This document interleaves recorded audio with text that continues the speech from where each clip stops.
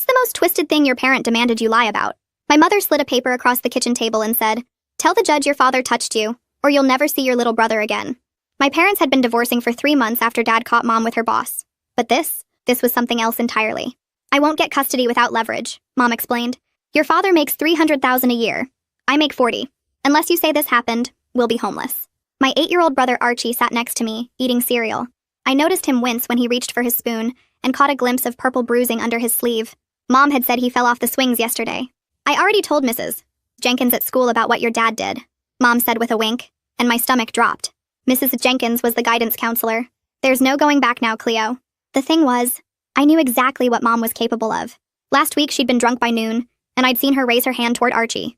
So I shoved him into the bathroom with his iPad and locked the door, then gave Mom 2 of her Xanax and made up a story about breaking her favorite vase to redirect her rage onto me instead.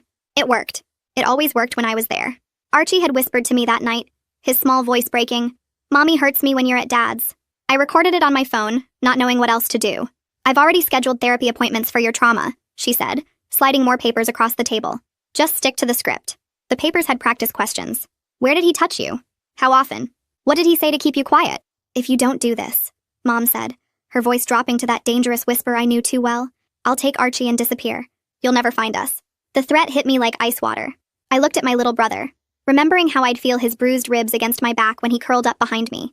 That night, I lay awake staring at family photos on my phone. Dad teaching me to ride a bike. Dad at every single recital, every soccer game. The next morning, I went to Dad's apartment. He looked terrible. Hadn't been sleeping, hadn't been eating right. "The school called," he said, confused. "They asked me if everything was okay at home. They wouldn't tell me what was wrong." "Cleo, is someone bullying you? Whatever happens, I'm here for you." I almost broke down right there. Almost told him everything. But Archie's bruises flashed in my mind. Mom had scheduled a therapy session that afternoon. But when we got there, I realized the therapist was just her friend Donna, who used to be a counselor. I hid my phone in my backpack and hit record. "The key is details that feel real but can't be disproven," Donna coached. "Crying helps. Practice crying on cue." She actually taught me techniques, thinking about dead pets, pinching myself where it wouldn't show. "The school documentation helps. That teacher paying attention to you? Perfect evidence of you seeking father figures." My skin crawled as Mom practiced my testimony with me. It was summer vacation, when I had my innocence torn from me. I wanted to throw up, but I kept recording. That evening, Archie asked me why Daddy couldn't come home.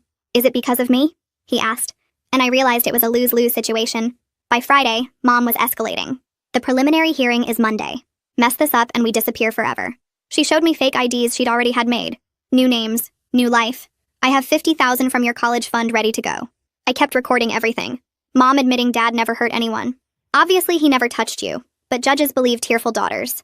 Mom laughing about what would happen to him. "Prison, ex-offender registry, who cares?" By Sunday night, I couldn't stop shaking. Mom gave me half a Xanax to calm my nerves. I hid it in my cheek. Then finally came Monday morning at the courthouse. Mom squeezed my hand hard enough to hurt. "Remember, tears sell truth." Her lawyer started strong. "Cleo has something difficult to share about her father. The school has documented behavioral changes concerning patterns." I stood up and pulled out my phone. "I do have something to share." Mom's face flickered with confusion, then rage as I hit play. Her voice filled the courtroom. "Tell the judge your father touched you, or you'll never see your little brother again." Then Dad's lawyer stood up with a manila folder I hadn't expected. "Your Honor, this woman made identical accusations against her own father at age 15.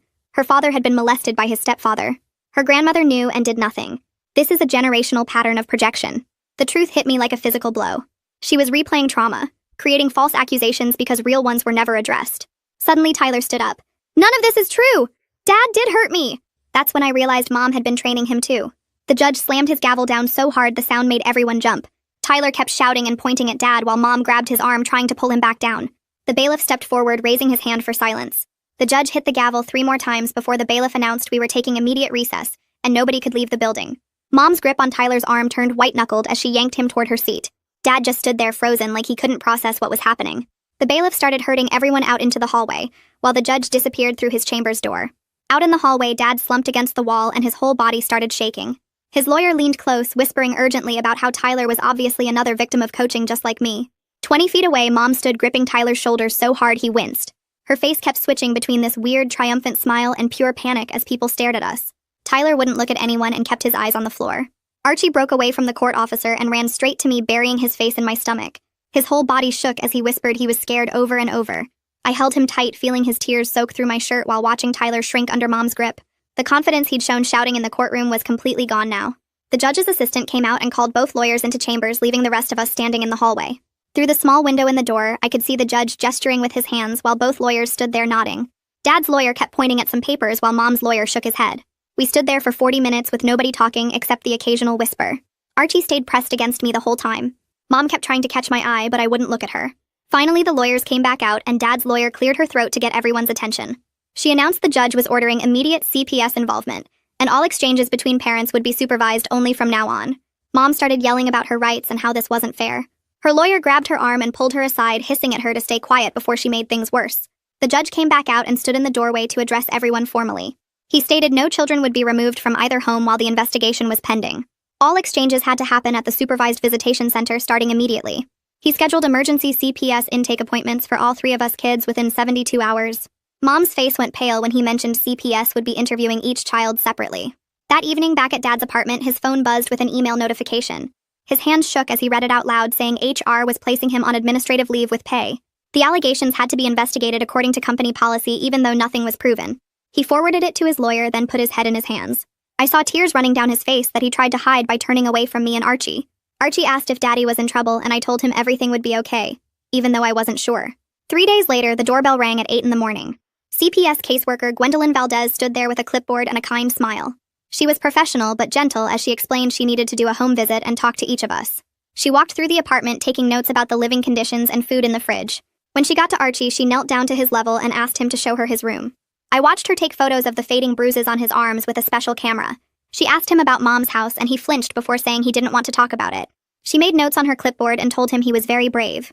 Then Gwendolyn asked to speak with me privately in my room. I showed her my phone with all the recordings I'd been making for months. She asked if I had them backed up anywhere else, and I showed her my laptop and the cloud storage where I'd uploaded everything. She took detailed notes about dates and times while listening to Mom coaching me about the fake allegations. She said she needed to review everything with her supervisor before making any recommendations to the court. Her face stayed neutral, but I saw her jaw tighten when she heard Mom threatening to disappear with Archie. Before she left, she gave me her card and said I could call her anytime if I felt unsafe. About a week later, we got a letter saying the court appointed guardian ad litem Douglas McHugh to represent our best interests. He scheduled separate interviews with each of us kids at his office downtown. When we met him, he explained his job was to tell the judge what was really best for us, not what our parents wanted. He had toys and coloring books in his office, but also a serious expression that made me trust him. He said he'd be talking to our teachers and doctors and anyone else who knew our family. His job was to be our voice in court when we couldn't speak for ourselves. The next week, Dad's lawyer called saying she'd arranged for a pediatrician named Amy Chandler to examine Archie properly. We drove to her office where she had special cameras and measuring tools laid out on a table. Amy was gentle with Archie, letting him play with a toy dinosaur while she carefully looked at the bruises on his ribs and arms. She took photos from every angle and measured each mark with a ruler, writing notes about how the patterns didn't match falling off playground equipment. She pointed out to Dad's lawyer how the bruises were in places kids don't usually hurt themselves playing, like the inside of his upper arms where someone would grab him. Archie didn't say much, but he let her document everything, and she gave him stickers when we were done. After that, I had to go to Dad's lawyer's office for hours to work on my recordings. She had some tech person there who explained how phone recordings have hidden data showing exactly when they were made. We went through every single recording I had, writing down the date and time and what was happening in each one. The lawyer made me write out this huge timeline of everything I'd witnessed or recorded, making sure all the dates matched up with text messages and photos on my phone. My hand cramped from writing so much, but she said the metadata would prove I didn't make these recordings after Mom's accusations started. That night, I couldn't sleep, so I started Googling everyone involved in this mess. When I typed in Donna's name, a bunch of results came up about her losing her counseling license. The state board website had this whole report about ethics violations from 2 years ago. She'd been caught giving therapy advice without a license and lying about her credentials to clients. I printed out every page of the disciplinary action report and drove it to Dad's lawyer's office first thing in the morning. She actually smiled when she saw it and said this was exactly what she needed. A few days later, Gwendolyn mailed me a copy of her intake report to check if everything was accurate. Reading it felt weird, seeing our family described in all this clinical language. She'd written about significant risk factors and concerning behavioral patterns and trauma indicators. We weren't people in the report, just case numbers and evidence. She described Archie's bruises as suspicious injury patterns inconsistent with reported cause. She wrote about my parentification and protective behaviors toward younger sibling. Everything was true, but seeing it written out like that made our whole situation feel like we were just another messed up family in her files. Late one night, my phone buzzed with a text from Tyler. "We just gotta say what Mom said or she gets really mad." I stared at it for maybe 10 seconds before he deleted it, but I'd already taken a screenshot and emailed it to myself and uploaded it to 3 different cloud services. My hands were shaking because this was Tyler admitting Mom was coaching him too.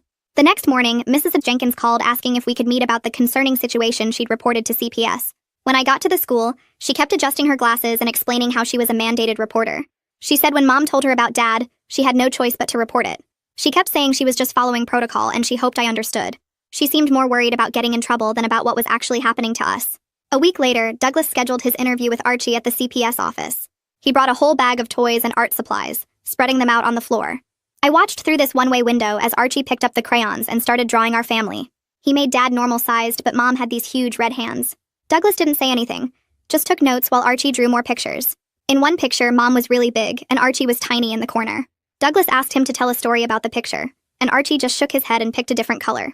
That same night, I got a Facebook message from Donna saying I'd be sued for defamation if I didn't retract my lies about her. I took a screenshot immediately and saw she'd already blocked me right after sending it. The message was full of threats about lawsuits and how I was ruining her reputation. I forwarded everything to Dad's lawyer, who said to keep documenting any contact from her. The financial stuff was getting bad too. Dad sat me down one evening and broke down crying, saying the legal fees had already hit $30,000. He showed me spreadsheets of his expenses and said he was thinking about selling his car and taking out a loan against his retirement account. Watching him calculate how much more he could afford made me feel sick. This whole thing started because Mom wanted money, and now Dad was going broke trying to protect us. He kept apologizing for burdening me with adult problems, but said he didn't know what else to do. Douglas sent over his preliminary assessment notes that both lawyers got to see. He'd written that Mom showed emotional volatility and concerning behavioral patterns. He specifically noted that Tyler's responses seemed rehearsed and mechanical during interviews. He was recommending psychological evaluations for both parents. Reading his notes felt like finally someone official was seeing what I'd been seeing all along. 2 days later, this guy named Mark Wiley from the Children's Advocacy Center called Dad's phone while I was there and said he needed to schedule interviews with all 3 of us kids for their investigation. He explained the interviews would be video recorded in a special room with toys and art stuff, so we wouldn't have to tell our stories over and over in court. Dad's hands shook as he wrote down the appointment times on the back of an envelope, and I noticed he'd been biting his nails down to the skin. Mark scheduled Archie first for the following week, then Tyler 2 days after that, and mine last. Requested Reds is on Spotify now. Check out link in the description or comments. The whole time he was talking, I kept thinking about how Archie would have to sit in that room and talk about Mom hurting him to a stranger with cameras rolling. 5 weeks dragged by with supervised visits and lawyer meetings, and Dad getting thinner every time I saw him. I was pushing my cart through the grocery store parking lot when Mom appeared out of nowhere and grabbed my arm hard enough to leave marks. She leaned in close and I could smell wine on her breath even though it was only 3 in the afternoon. She whispered that she had everything ready to take Archie and disappear if this didn't go her way, that she'd already put deposits down on an apartment 3 states away under a fake name. Her grip got tighter as she said I'd never find them, that she'd make sure Archie forgot I even existed. She let go and walked away before I could say anything, leaving me standing there with my groceries and my arm throbbing. The morning of Archie's interview at the CAC, Dad drove us to this building that looked like a regular house from the outside with a playground in the back. Mark met us in the waiting room and took Archie to a bright room with beanbags and shelves full of toys, while Dad and I watched through a monitor in another room. Archie picked up some action figures and started playing while Mark sat on the floor near him, not pushing, just asking easy questions about school and friends first. After about 20 minutes, Mark asked if anyone ever hurt him or made him feel unsafe, and Archie stopped playing with the toys. He said real quiet that Mommy gets mad and hits when I'm not there to stop her, and my chest got so tight I could barely breathe.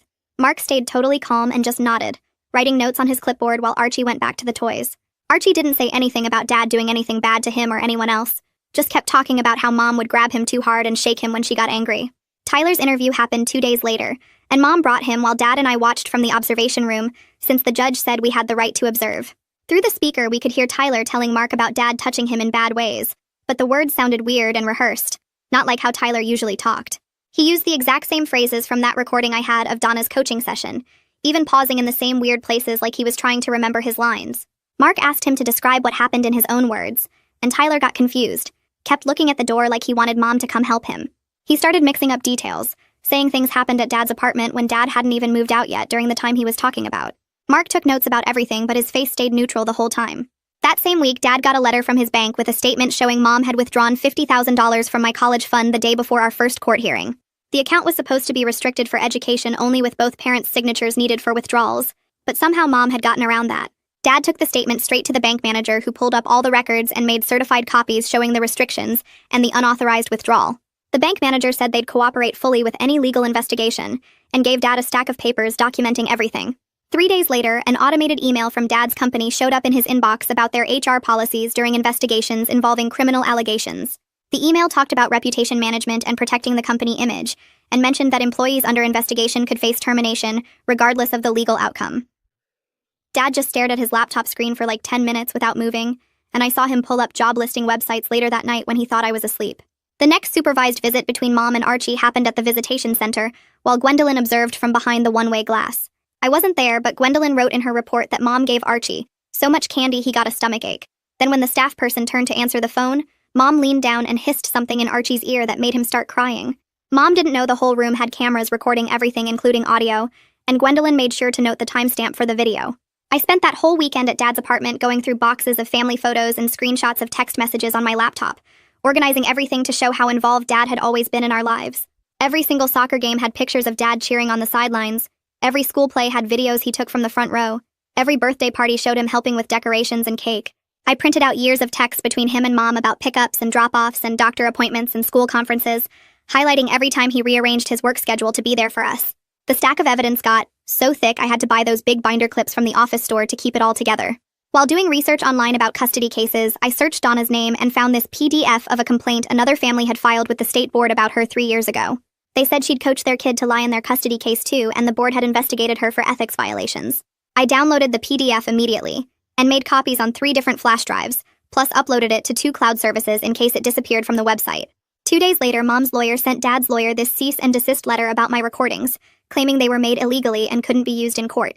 Dad's lawyer sent back a response the same day with the state law about one-party consent for recordings, which meant I only needed my own consent to record conversations I was part of, completely shutting down Mom's threat to have them thrown out. Douglas stood up at the next court date and told the judge both parents needed full mental health checks from a real court doctor. Mom's face got red and she started arguing about her rights, but the judge cut her off and said she'd do it or lose custody completely. The court picked this older woman psychologist who'd been doing these evaluations for 20 years and scheduled Mom for the following Tuesday and Dad for Thursday. I went with Dad to his appointment and sat in the waiting room for 3 hours while he answered hundreds of questions and did all these weird tests with shapes and patterns. Mom went to hers, but I heard from Tyler later that she kept stopping to argue with the doctor about every single question. 2 weeks passed before the status conference where both lawyers met with the judge in this small conference room next to the courtroom. Dad and I sat on a bench outside and I could hear voices through the door, even though I couldn't make out exact words until the psychologist came out to use the bathroom.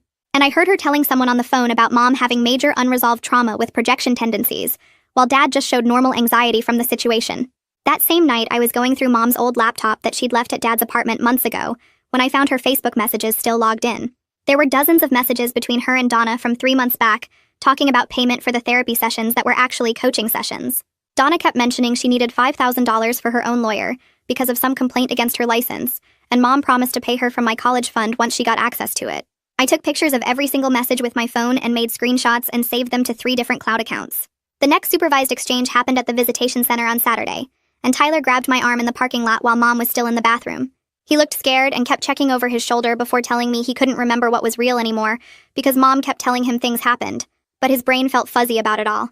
He said when he asked Mom questions about the details, she'd get mad and yell at him for not trusting her, and then make him practice the story again until he got it right. Archie had been doing better at Dad's for a few weeks, but after that Saturday visit, he started wetting the bed every single night. Dad bought special mattress covers and never got mad about it, but I could see him writing everything down in this notebook he kept for court. Amy came to the apartment to check on Archie and documented the bedwetting as a trauma response in her medical notes, taking pictures of the calendar Dad had been using to track it. Mom couldn't stay off social media even with the judge's orders, and started posting these vague things about protecting innocent children from monsters and how the system fails real victims.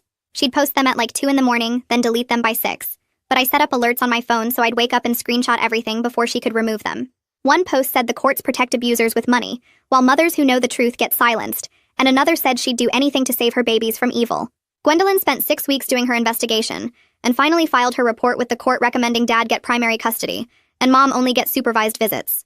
She wrote that there was substantial risk of emotional and physical harm in Mom's care, based on all the documented evidence including the recordings and medical reports and witness statements. Douglas read Gwendolyn's report and added his own addendum about Tyler's inconsistent statements across 3 different interviews where he changed details about dates and places and couldn't explain the changes when asked. He recommended Tyler stay with Mom for now, but with mandatory therapy and close CPS monitoring to make sure the coaching stopped. The judge called everyone back to court the following Monday, and his face looked serious when he scheduled an evidentiary hearing for 6 weeks out. He looked straight at Mom and said any evidence of continued coaching would result in criminal charges for witness tampering and child abuse. Then he turned to Mom's lawyer and said, Donna better show up to testify or he'd issue a contempt order and have her arrested. The process server tried to find Donna for 2 whole weeks, but she kept dodging him by not answering her door and leaving work through the back entrance when she saw him coming. Finally, an investigator Mom's lawyer hired tracked her down at her new job at some insurance company and served her right in front of all her coworkers. After that, Mom went totally quiet on social media and stopped sending me texts about the case or trying to call me at Dad's apartment. 2 weeks later, I saw Dad's car listed on Craigslist for $12,000 below market value because he needed the money fast for lawyer fees. He showed me the stack of bills on his kitchen counter while making dinner. $30,000 already spent and more coming every week. The bus schedule was taped to his fridge now, and I watched him leave for work at 5:30 in the morning to make all the connections he needed. His suits hung looser on him, and when he hugged me, I could feel his ribs through his shirt. I started seeing a therapist who worked with kids in custody battles, and she had this small office with beanbag chairs and fidget toys everywhere. She kept telling me none of this was my job to fix, and that protecting Archie wasn't supposed to be my responsibility. But I couldn't stop feeling like I should have done more sooner. 3 days before the hearing, Douglas showed up at Mom's apartment building for a surprise visit, and stood outside her door for 10 minutes recording on his phone. Later, he played it for Dad's lawyer, and you could hear Tyler's voice through the door saying the same exact phrases over and over like he was memorizing lines for a school play. Douglas typed up his report right there in the lawyer's office and sent it straight to the judge with a note about ongoing coaching concerns. The morning of the evidentiary hearing, Dad's lawyer wheeled in this cart with boxes of evidence all labeled with exhibit numbers. She spread out 12 different stacks on the table, including my phone recordings printed in transcript form, Dad's bank statements showing the $50,000 withdrawal, Amy's medical reports with photos of Archie's bruises and screenshots of Mom's deleted social media posts. Mom's lawyer stood up immediately objecting to half the evidence, saying it was obtained improperly or wasn't relevant, but the judge looked through each item carefully. When Mom's lawyer tried to get my recordings thrown out, saying I was too young and too biased to be credible, the judge held up the transcripts and said the words speak for themselves regardless of who recorded them. The court reporter's fingers flew across her keyboard trying to keep up as both lawyers argued about every single piece of evidence. Donna showed up on day 2 with her own lawyer, who looked nervous and kept whispering in her ear. When Dad's lawyer asked Donna about the coaching sessions, she immediately said she was invoking her Fifth Amendment right against self-incrimination. The judge leaned forward and asked if she understood what that meant, and Donna's lawyer jumped up, saying his client would only answer that she provided emotional support to a friend. Every other question got the same response about the Fifth Amendment, and Donna kept looking at Mom, who was shaking her head slightly. Tyler appeared on the TV screen from another room in the courthouse for his testimony, and you could see him fidgeting with his shirt collar. Dad's lawyer asked him to describe what happened, and he started talking, but then stopped and said he couldn't remember the date. Then he said it was summer, but later said it was during school, and when asked which one was right, he looked confused and said Mom helped him remember better. His voice got smaller and smaller until the judge said they could take a break, and when they came back, Tyler just said he wanted to go home. Mark testified next about his interviews at the advocacy center and pulled up his notes on a laptop. He explained how Archie had disclosed physical abuse from Mom during their session, but never mentioned anything sexual happening with anyone. Then he showed a comparison chart of Tyler's statements, highlighting phrases that kids don't normally use, like robbed of innocence and shattered trust, which were the exact same words from Donna's coaching session I'd recorded. The psychological evaluator took the stand last and spent an hour going through her evaluation results. She explained how Mom showed clear signs of unresolved childhood trauma that she was projecting onto Dad, and recommended intensive therapy before any unsupervised contact with kids.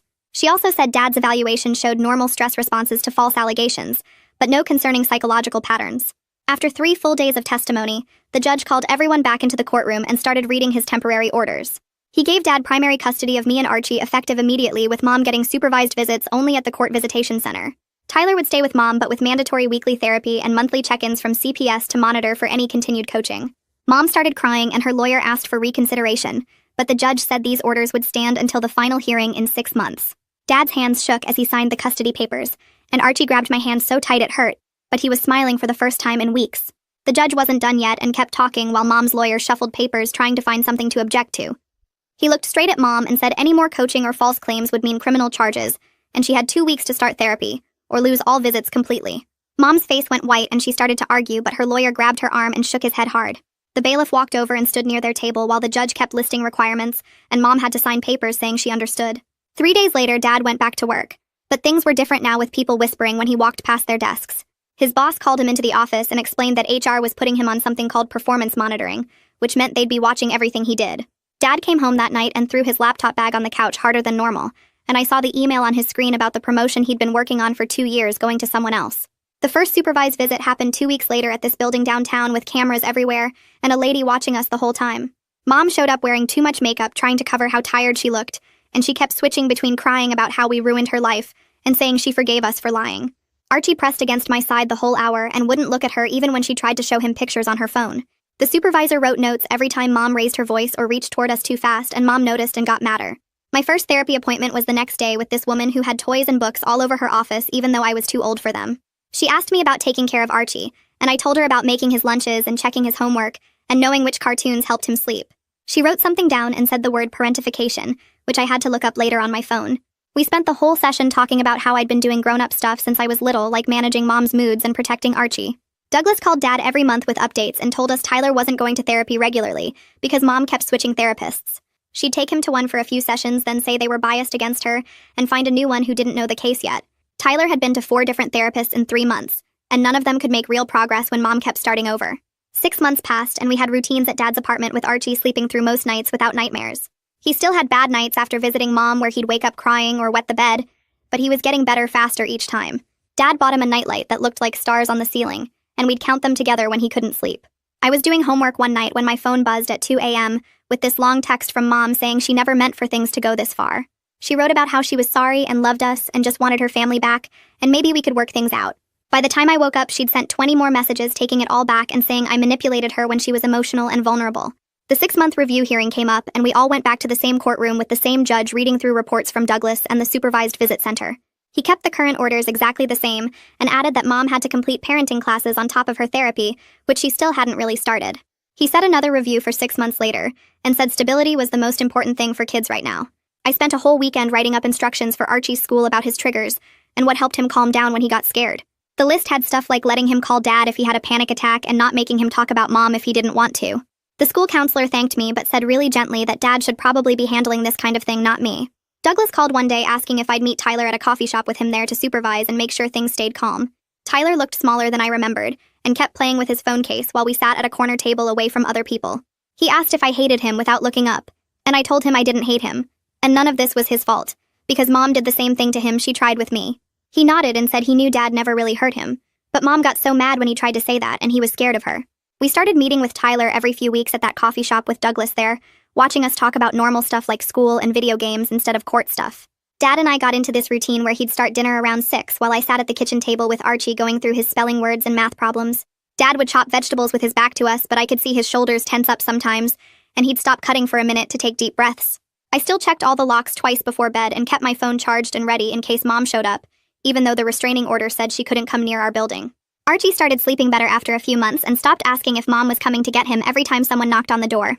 The supervised visit center sent reports saying Mom was showing up to her therapy sessions and actually participating instead of just sitting there angry. During one visit, Archie actually talked to her about his new teacher instead of just nodding when she asked questions, though when she reached out to hug him goodbye, he stepped back and she had to settle for a wave. Tyler's therapist called Douglas one afternoon saying Tyler had finally admitted in session that he knew Dad never touched him and that Mom had taught him what to say. Mom apparently stood up and walked out of the session, but Tyler's grandmother brought him back the next week and kept bringing him even when Mom refused to go. 8 months passed with Mom doing her therapy and parenting classes while we settled into life at Dad's apartment. The judge reviewed everything at our next hearing and said Mom could have unsupervised daytime visits if her therapist thought she was ready. Her therapist stood up and told the judge Mom had made real progress understanding her own trauma and how she'd been hurting us. Archie agreed to try a Saturday afternoon with just Mom at the park, and when Dad picked him up 4 hours later, Archie was actually smiling and showing him a rock collection they'd started together. Dad's old company never called him back, but he found a job at a smaller firm doing similar work for less money. He said not having to explain our situation to coworkers who already knew was worth taking the pay cut. Archie joined a soccer team that practiced at the field behind his school, and Dad signed up to help coach even though he'd never played soccer in his life. Mom started showing up to games wearing regular clothes instead of the dramatic outfits she used to wear to court, and she'd stand on the opposite sideline from Dad, but she'd cheer for Archie without making it about herself. Tyler asked his grandmother if he could join the team too, and pretty soon he and Archie were passing the ball back and forth at practice like regular brothers. I spent months filling out college applications and financial aid forms, trying to figure out how to pay for school without my college fund. The acceptance letter from state came with enough grants and scholarships to cover everything Mom had taken plus meal plans and books. Dad read the letter 3 times before he started crying and pulled me into this tight hug saying he was proud of how I'd protected everyone when things got bad. The week before I left for college, I started packing boxes in my room, while Archie sat on my bed asking if I'd still text him every day. Dad brought home a label maker from work and typed out neat labels for each box with my dorm address, while Archie decorated them with stickers from his collection. Mom sent a text saying congratulations on getting into state, and that she was proud even though she knew I probably didn't want to hear from her. We weren't some perfect family that worked everything out and got back together like nothing happened, but we were all in therapy and trying to figure out how to move forward. Dad still had panic attacks sometimes, and I still recorded conversations just in case. But Archie was laughing again and making friends. And that felt like enough for now. That's it for today's story. Thanks for letting me share it with you. I really do hope it brightened your day even a little. Stick around by subscribing and we'll do it again soon.